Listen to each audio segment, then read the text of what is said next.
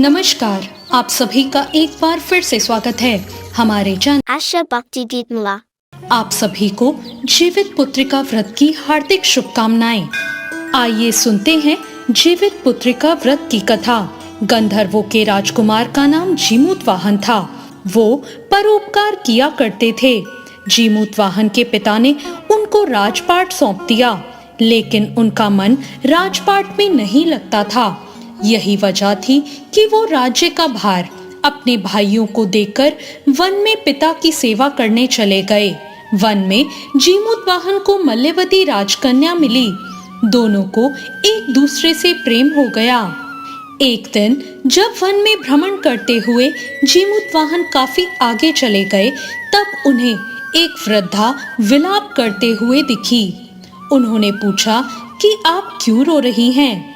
उस वृद्धा ने रोते हुए कहा, मैं नागवंश की स्त्री हूँ। मुझे एक ही पुत्र है। पक्षीराज गरुड़ के कोप से मुक्ति दिलाने के लिए नागों ने ये व्यवस्था की है कि गरुड़ को रोजाना भक्षण के लिए एक युवा नाग सौंपा जाए। आज मेरे पुत्र शंखचूड़ की बलि का दिन है। आज मेरे पुत्र के जीवन पर संकट है और थोड़ी देर बाद ही मैं पुत्र विहीन हो जाऊंगी। एक माँ के लिए इससे बड़ा दुख क्या होगा कि जीते जी उसका पुत्र ना रहे। जीमूतवाहन को ये सुनकर बहुत दुख हुआ। उन्होंने उस वृद्धा को आश्वस्त करते हुए कहा, डरो मत, मैं तुम्हारे पुत्र के प्राणों की रक्षा करूंगा। आज उसके स्थान पर मैं स्वयं अपने प्राण त्याग दूंगा और लाल कपड़े में ढककर वध्यशिला पर लेट जाऊंगा, ताकि गरुड़ मुझे मारकर खा जाए और तुम्हारा पुत्र बच जाए।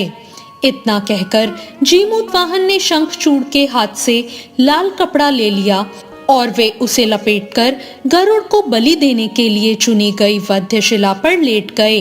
नियत समय पर गरुड़ आए और लाल कपड़े में ढके जीमूतवाहन को पंजे में दबोचकर पहाड़ के शिखर पर जा बैठे।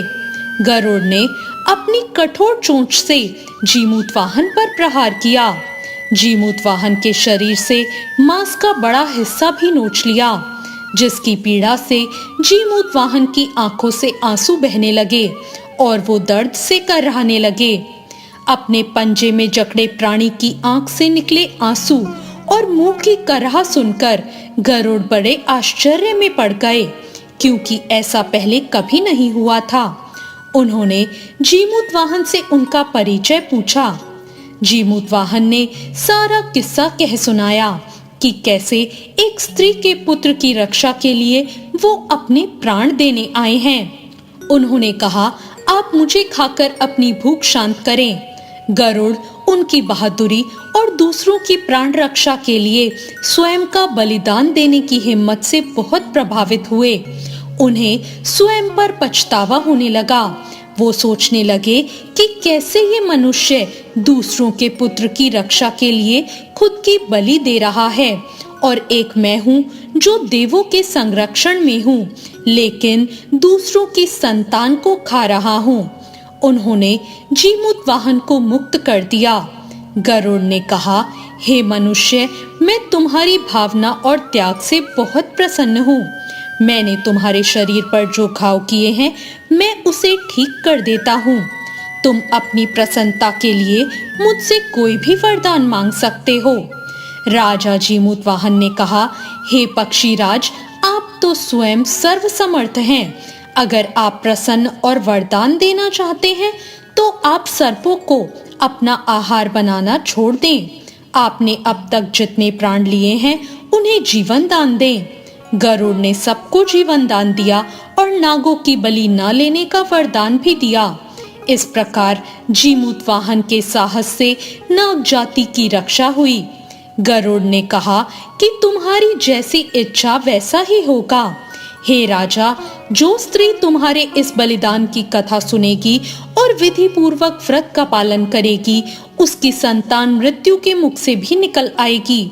तब से ही पुत्र की रक्षा के लिए हर साल भाद्रपद मास की अष्टमी पर जीमूतवाहन की पूजा शुरू हो गई। ये कथा कैलाश पर्वत पर भगवान शंकर ने माता पार्वती को सुनाई थी।